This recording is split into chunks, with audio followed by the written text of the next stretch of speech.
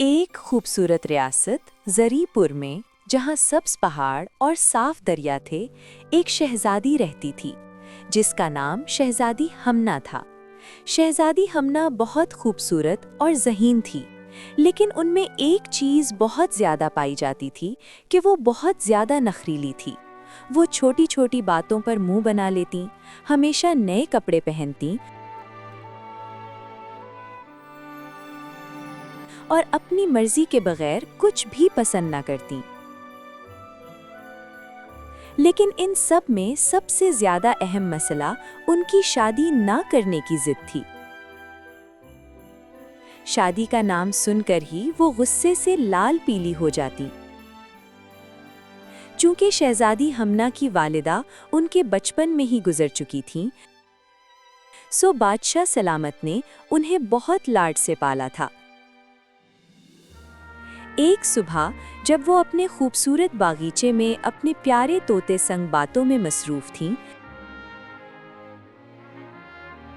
तभी वहां बादशाह सलामत अपनी प्यारी शहजादी से मिलने चले आए और बातों ही बातों में उन्होंने शहजादी हमना से उनकी शादी की बात कह दी।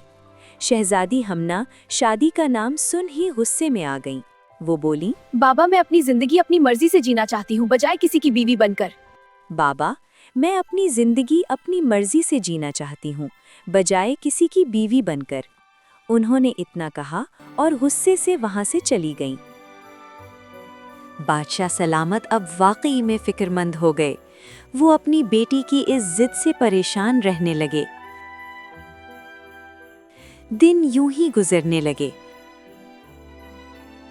एक दोपहर जब शहजादी हमना अपने कमरे में अपने प्यारे तोते के साथ खेल रही थीं, तभी उन्होंने कमरे की बालकनी से एक शाही सवारी को महल में दाखिल होते देखा।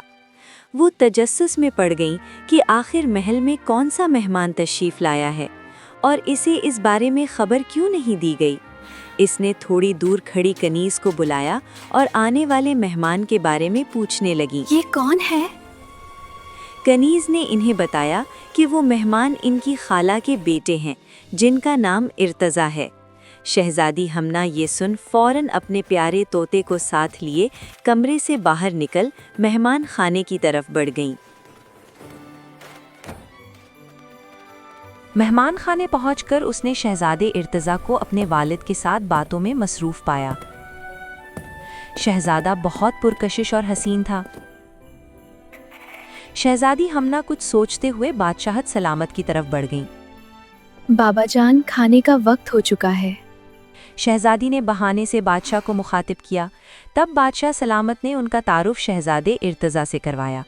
इनसे मिलिए शहजादी हमना, ये शहजादे इर्तज़ा हैं, आपकी खाला जान के अकलौते बेटे। बादशाह की बात सुन शहजादी हमना के दिमाग में बचपन का एक धुंधला सा ख्याल उभरा।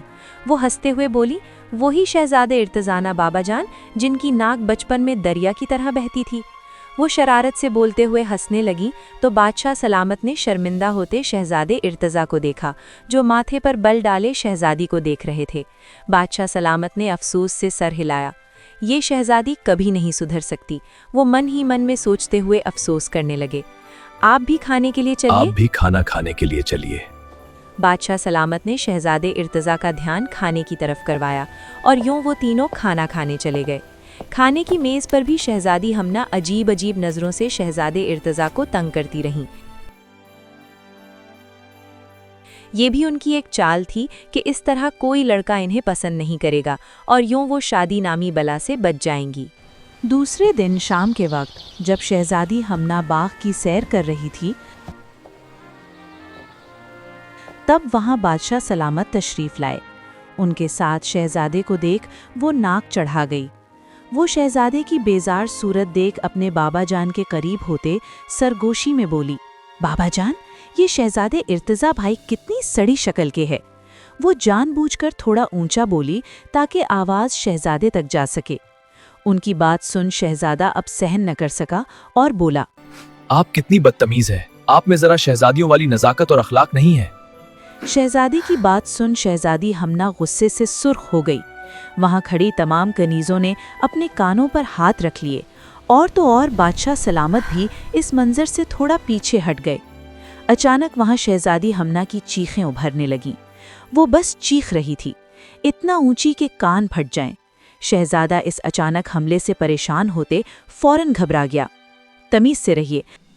अगर वालिद साहब का हुक्म ना होता तो मैं कभी आप जैसी शहजादी से शादी के लिए हाँ ना कहता। शहजादे की बात सुन शहजादी हमना ने हैरत से बादशाह सलामत की तरफ देखा। ये क्या कह रहे हैं बाबा जान? रहे बाबा जान, मुझे कोई शादी नहीं करनी। वो गुस्से से शहजादे इर्तिजा को देखने लगी। बस बहुत हो गया शहजादी हमना, हमने आज तक आपकी बहुत सी जिद्दें पूरी की है, लेकिन ये शादी आपको करनी ही होगी। बादशाह सलामत ने इस बार शहजादी की एक भी बात न सुनते हुए अपना फैसला सुना दिया और शहजादे को लिए वहां से चले गए। यूं शहजादी हमना उदास रहने लगी। उन्होंने हर तरीके से बादशाह सलामत को मनाने की कोशिश की। वो बहुत रोईं। लेकिन इस बार बादशाह सलामत का फैसला अटल था। गो के अपनी प्यारी मलका के गुजर जाने के बाद उन्होंने शहजादी हमना को फूलों की तरह रखा था, लेकिन अब शहजादी हमना के पास बस एक ही रास्ता था। उन्होंने शहजादे इर्तिजा को तंग करना शुरू कर दिया। वो कभी उनके जूतों में कीड़े मकोड़े छुपा देती, तो कभी अपने तोते को उनके अजीबो गरीब नाम सिखाती रहती, लेकिन कोई भी तरकीब काम न आई और शादी का दिन आन पहुंचा। और यूं वो शादी करके अपने मुल्क, अपने बाबा से दूर नूर नगर सल्तनत में पहुंच गईं। इस शादी से गो दोनों सल्तनतों की सरहदों को बहुत फायदा हुआ, लेकिन शहजादी हमना अपनी आज़ादी का कातिल अब अपने शहजादे को मानने लगी थीं। वो उनसे बहुत कम बात करती और उनकी हर बात का नखरे से जवाब देती। अपनी आदत की वजह से शहजादे इर्तिजा उनकी हर बात बर्दाश्त कर लेते। एक शाम जब वो अपने तोते को अपने दिल का हाल सुना रही थीं, तब शहजादे इर्तिजा ने उनकी तमाम बातें सुन लीं। अगली शाम उन्होंने शहजादी को अपने साथ रियासत घुमाने की पेशकश की। कुछ देर सोचने के बाद शहजादी ने आखिरकार हाँ कर दी। यूं उनकी शाही सवारी ने पूरे नूर नगर का सफ़र किया। शहजादी जो भी खरीदना चाहती, शहजादे इर्तिजा मुस्कुराकर उन्हें वो चीज़ तोहफे में पेश कर देते और कहते, जो मेरी मलका का हुक्म। जो मेरी मलिका का हुक्म। यूं शहजादी दिल ही दिल में खुश तो बहुत होती, लेकिन नखरा दिखाना न भूलती। एक बहुत अच्छा दिन गुजार कर वो दोनों वापस महल लौट आए। दिन पर दिन गुजरने लगे। शहजादी इर्तिजा ने शहजादी को तलवारबाजी सिखाई, तो शहजादी हमना ने नखरे से कहा कि वो एहसान नहीं रखती।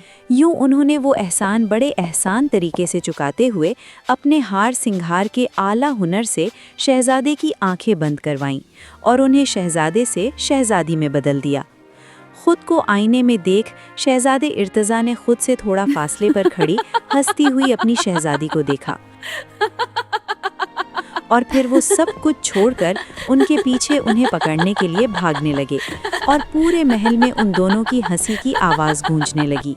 आहिस्ता आहिस्ता वो दोनों एक दूसरे को समझने लगे और यूं शहजादे इर्तिजा शहजादी हमना की तमाम शरारतों पर लुत्फानंदोज होने लगे।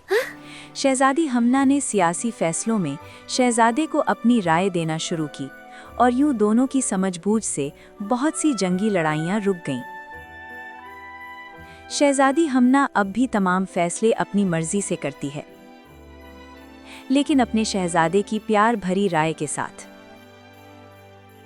और शहजादा भी जान चुका है वो बदतमीज नहीं, बस थोड़ी ज्यादा शरारती और नखरेली है। वो दोनों अब प्यार और शरारतों के संग एक दूसरे के साथ रहते हैं। So viewers, how was the story? And the request done by mention the name Hamna and इर्तिजा। अगर आप अपने नाम के साथ स्टोरी बनवाना चाहते हैं तो अपना नाम कमेंट में मेंशन कीजिए। Thank you. अपना नाम कमेंट में मेंशन कर दीजिए। Channel, I will make a video of your name.